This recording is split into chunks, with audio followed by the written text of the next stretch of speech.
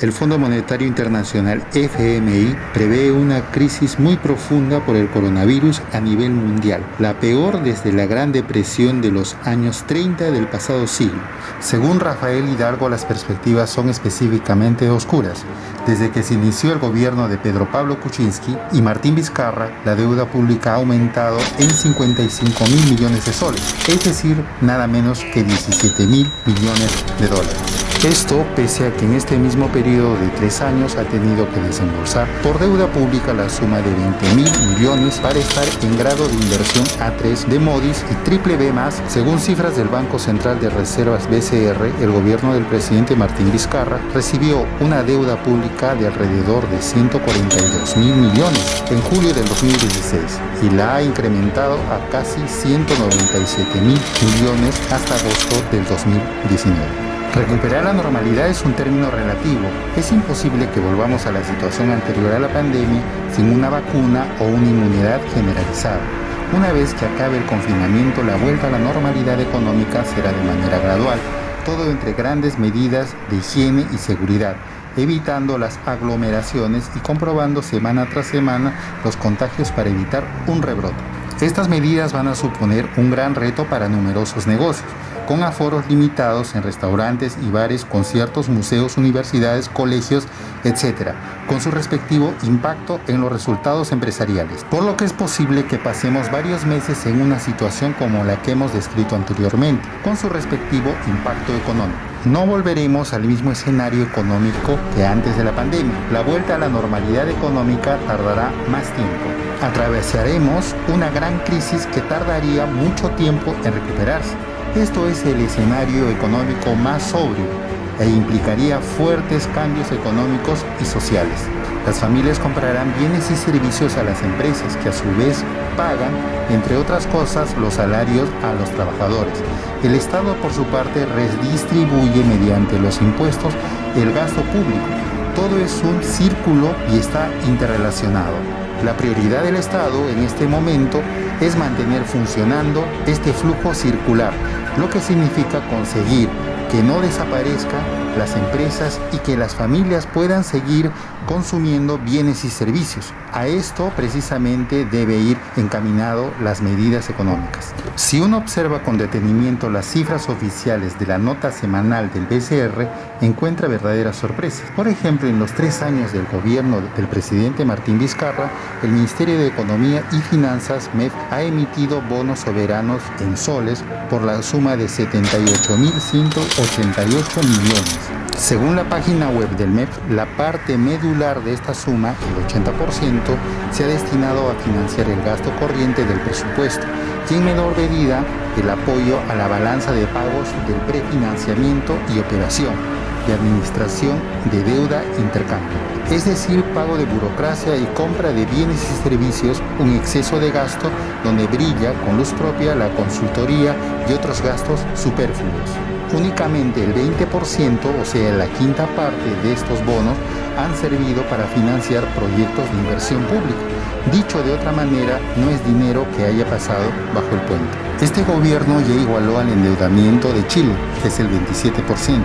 Según analistas consultados por la web Gato Encerrado, la comisión que reciben los bancos por una operación de esta naturaleza bordea el 5%, de los cuales el 3% recibe el banco colocador y un 2% adicional para los bancos que participan en la venta de los bonos globales del Perú. Según la agencia peruana de noticias, en mayo el gobierno autorizó al Ministerio de Economía y Finanzas a realizar una operación de endeudamiento mediante la emisión interna y o externa de bonos de hasta 4.000 millones de dólares. Ello para asegurar financiamiento de las demandas de gasto destinadas a la prevención y contención del COVID-19, así como para la reactivación económica y la atención de los gastos previstos en el presupuesto para el 2020, que han quedado afectados por la caída de la recaudación.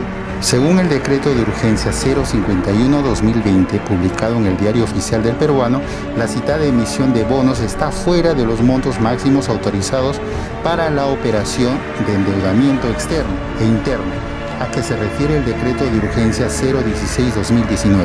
Indica que por decreto supremo, con voto aprobatorio del Consejo de Ministros y el refrendo de la ministra de Economía y Finanzas, se aprueba la emisión de bonos en el referido decreto supremo.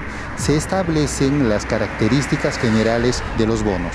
Anota que la emisión interna de bonos antes citada se sujeta a lo dispuesto en el reglamento de programa de creadores de mercado y en el reglamento de bonos soberanos vigentes. Establece que la implementación de la emisión externa de bonos, así como la implementación interna de bonos, en caso se utilice un mecanismo de colocación que sustituya al programa de creadores de mercado, se efectúe mediante resolución ministerial del MEF. En dicha resolución se determinan los montos a ser emitidos, las condiciones generales de los bonos respectivos, la designación del banco o bancos de inversión que prestan sus servicios de estructuración y colocación, y las entidades que brindan servicios complementarios, entre otros aspectos, precisa. Detalla que los recursos que se obtenga de la emisión interna y o externa de bonos soberanos a que se refiere el presente artículo se transfiere a las cuentas del Tesoro Público, denominado COVID-19 2020.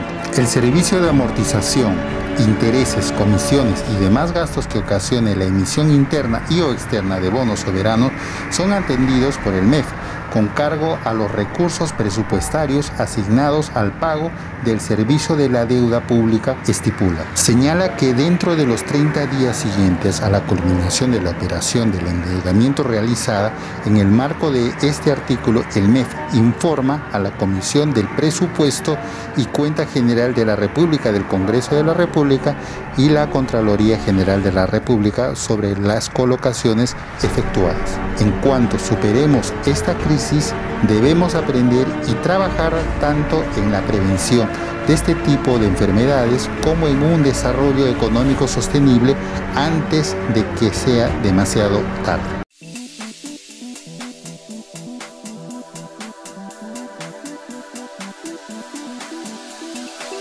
Un bono del Tesoro es un instrumento financiero que consiste en que las personas adquieren deuda soberana y entregan su dinero para el financiamiento del Estado.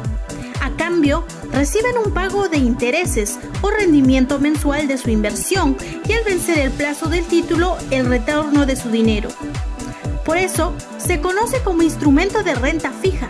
Su tasa de interés refleja el riesgo del país y su precio en el mercado internacional fluctúa debido a variaciones en la solvencia del emisor, lo cual puede generar ganancias o pérdidas al tenedor del instrumento. Tras la operación de los bonos soberanos, se registró una demanda donde el 50% de inversionistas son de Estados Unidos, 30% de inversionistas de Europa y 20% de inversionistas de Asia y América Latina. El Ministerio de Economía y Finanzas no publica las cifras oficiales del incremento de la deuda externa al día de hoy.